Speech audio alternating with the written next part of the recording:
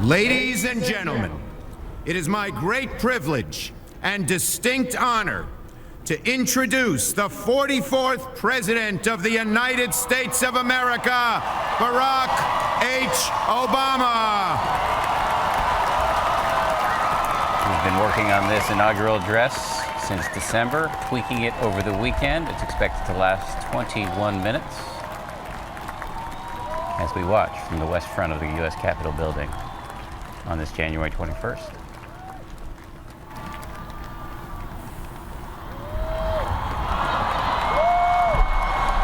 Thank you.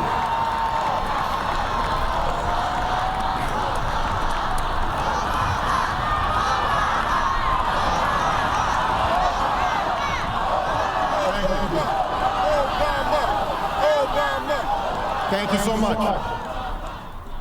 Vice President Biden, Mr. Chief Justice, members of the United States Congress, distinguished guests, and fellow citizens. Each time we gather to inaugurate a president, we bear witness to the enduring strength of our Constitution. We affirm the promise of our democracy. We recall that what binds this nation together is not the colors of our skin or the tenets of our faith or the origins of our names. What makes us exceptional, what makes us American, is our allegiance to an idea articulated in a declaration made more than 2 centuries ago. We hold these truths to be self-evident, that all men are created equal,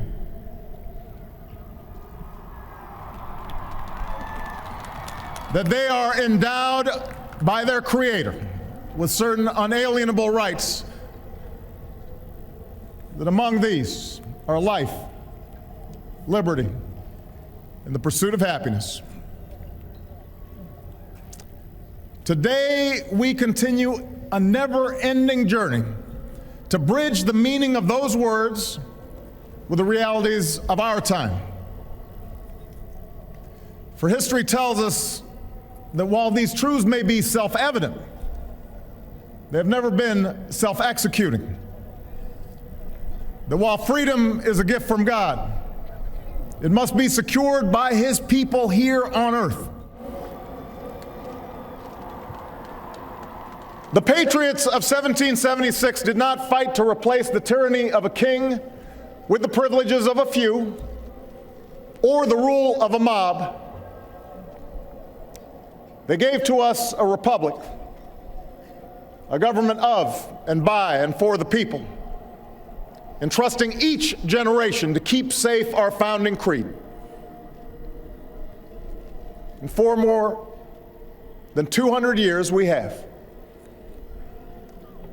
Through blood drawn by lash and blood drawn by sword, we learned that no union founded on the principles of liberty and equality could survive half slave and half free. We made ourselves anew and vowed to move forward together. Together, we determined that a modern economy requires railroads and highways to speed travel and commerce, schools and colleges to train our workers. Together, we discovered that a free market only thrives when there are rules to ensure competition and fair play. Together, we resolved that a great nation must care for the vulnerable and protect its people from life's worst hazards and misfortune.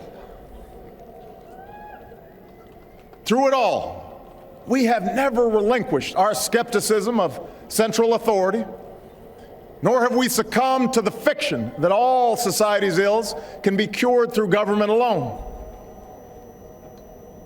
Our celebration of initiative and enterprise, our insistence on hard work and personal responsibility, these are constants in our character.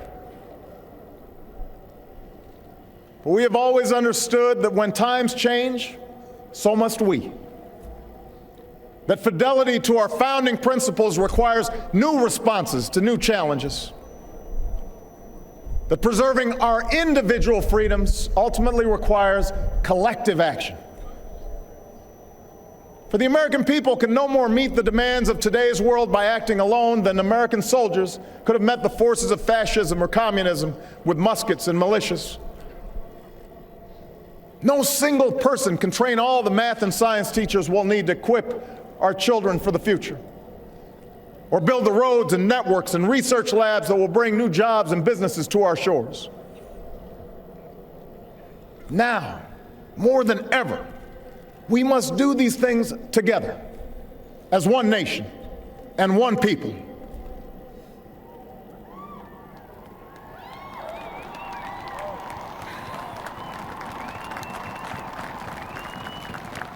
This generation of Americans has been tested by crises that steeled our resolve and proved our resilience. A decade of war is now ending.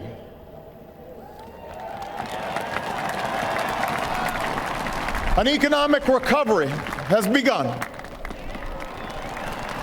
America's possibilities are limitless, for we possess all the qualities that this world without boundaries demands: youth and drive, diversity and openness, an endless capacity for risk, and a gift for reinvention. My fellow Americans, we are made for this moment, and we will seize it so long as we seize it together.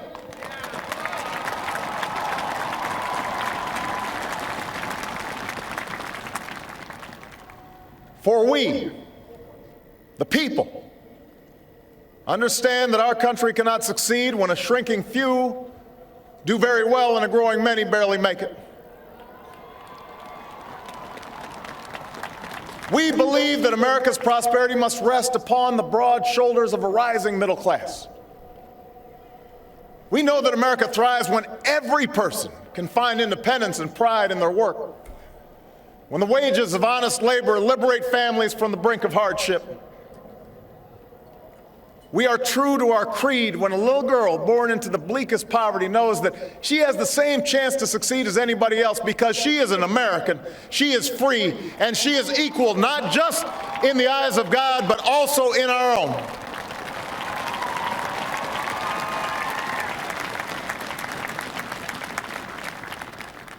We understand that outworn programs are inadequate to the needs of our time. So we must harness new ideas and technology to remake our government, revamp our tax code, reform our schools, and empower our citizens with the skills they need to work harder, learn more, reach higher. But while the means will change, our purpose endures. A nation that rewards the effort and determination of every single American. That is what this moment requires. That is what will give real meaning to our creed. We, the people, still believe that every citizen deserves a basic measure of security and dignity. We must make the hard choices to reduce the cost of health care and the size of our deficit. But we reject the belief that America must choose between caring for the generation that built this country and investing in the generation that will build its future.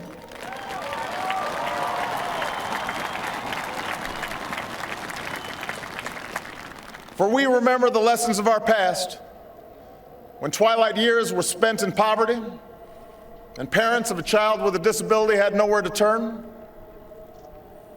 We do not believe that in this country freedom is reserved for the lucky or happiness for the few. We recognize that no matter how responsibly we live our lives, any one of us, at any time, may face a job loss or a sudden illness or a home swept away in a terrible storm. The commitments we make to each other through Medicare and Medicaid and Social Security, these things do not sap our initiative, they strengthen us. They do not make us a nation of takers, they free us to take the risks that make this country great.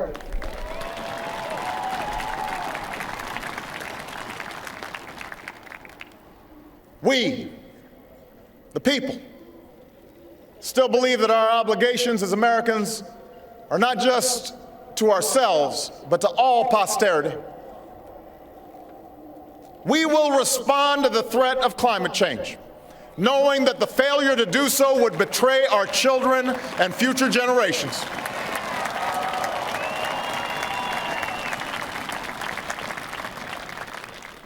Some may still deny the overwhelming judgment of science, but none can avoid the devastating impact of raging fires and crippling drought and more powerful storms. The path towards sustainable energy sources will be long and sometimes difficult. But America cannot resist this transition. We must lead it. We cannot cede to other nations the technology that will power new jobs and new industries. We must claim its promise. That's how we will maintain our economic vitality and our national treasure. Our forests and waterways, our croplands and snow-capped peaks. That is how we will preserve our planet, commanded to our care by God. That's what will lend meaning to the creed our fathers once declared.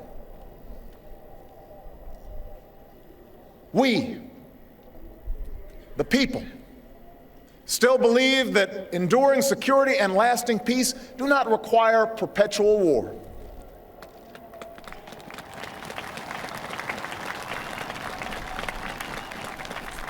Our brave men and women in uniform, tempered by the flames of battle, are unmatched in skill and courage. Our citizens, seared by the memory of those we have lost, know too well the price that is paid for liberty. The knowledge of their sacrifice will keep us forever vigilant against those who would do us harm. But we are also heirs to those who won the peace and not just the war, who turned sworn enemies into the surest of friends, and we must carry those lessons into this time as well. We will defend our people and uphold our values through strength of arms and the rule of law. We will show the courage to try and resolve our differences with other nations peacefully, not because we are naive about the dangers we face, but because engagement can more durably lift suspicion and fear. America will remain the anchor of strong alliances in every corner of the globe. And we will renew those institutions that extend our capacity to manage crisis abroad. For no one has a greater stake in a peaceful world than its most powerful nation. We will support democracy from Asia to Africa, from the Americas to the Middle East, because our interests and our conscience compel us to act on behalf of those who long for freedom. And we must be a source of hope to the poor, the sick, the marginalized, the victims of prejudice, not out of mere charity, but because peace in our time requires the constant advance of those principles that our common creed describes: tolerance and opportunity, human dignity, and justice. We, the people, declare today that the most evident of truths, that all of us are created equal, is the star that guides us still. Just as it guided our forebears through Seneca Falls and Selma and Stonewall, just as it guided all those men and women, sung and unsung, who left footprints along this great mall, to hear a preacher say that we cannot walk alone, to hear a king proclaim that our individual freedom is inextricably bound to the freedom of every soul on earth.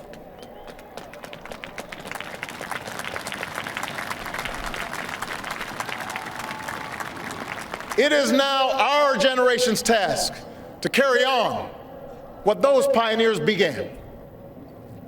For our journey is not complete until our wives, our mothers, and daughters can earn a living equal to their efforts.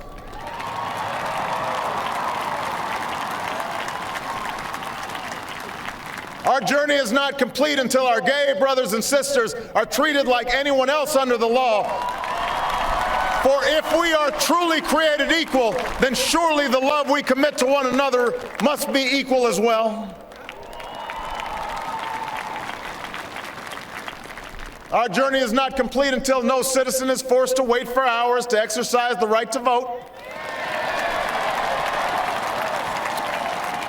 Our journey is not complete until we find a better way to welcome the striving, hopeful immigrants who still see America as a land of opportunity, until bright young students and engineers are enlisted in our workforce rather than expelled from our country.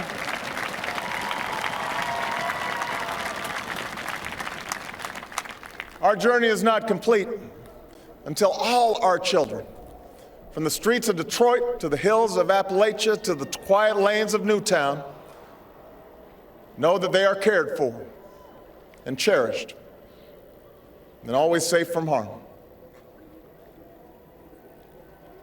That is our generation's task, to make these words, these rights, these values of life and liberty and the pursuit of happiness real for every American.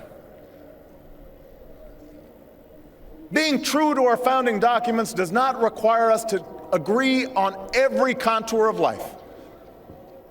It does not mean we all define liberty in exactly the same way or follow the same precise path to happiness. Progress does not compel us to settle centuries-long debates about the role of government for all time, but it does require us to act in our time.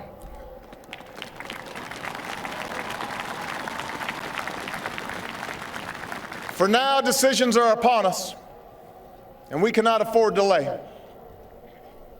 We cannot mistake absolutism for principle, or substitute spectacle for politics, or treat name-calling as reasoned debate. We must act. We must act knowing that our work will be imperfect.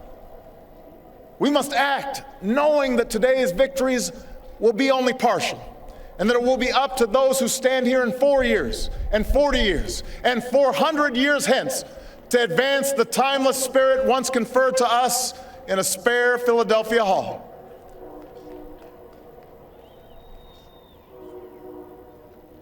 My fellow Americans, the oath I have sworn before you today, like the one recited by others who serve in this Capitol, was an oath to God and country, not party or faction. And we must faithfully execute that pledge during the duration of our service. But the words I spoke today are not so different from the oath that is taken each time a soldier signs up for duty, or an immigrant realizes her dream. My oath is not so different from the pledge we all make to the flag that waves above and that fills our hearts with pride. They are the words of citizens, and they represent our greatest hope. You and I, as citizens, have the power to set this country's course. You and I, as citizens, have the obligation to shape the debates of our time, not only with the votes we cast, but with the voices we lift in defense of our most ancient values and enduring ideals. Let us, each of us, now embrace with solemn duty and awesome joy what is our lasting birthright. With common effort and common purpose, with passion and dedication, let us answer the call of history and carry into an uncertain future that precious light of freedom. Thank you, God bless you, and may He forever bless these United States of America.